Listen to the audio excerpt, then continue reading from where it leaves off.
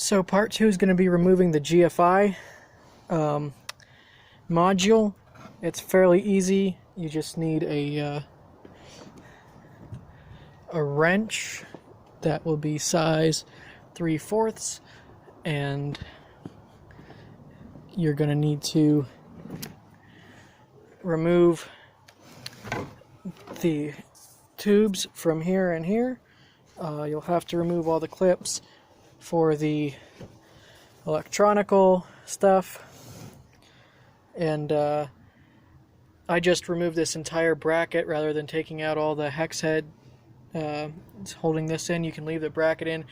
In fact, I would recommend that because easier it's going to be easier later to get the compu valve off, having it somewhere where you can get torque on it.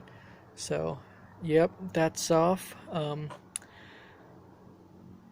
Just disconnect the entire module, and that's that for that part.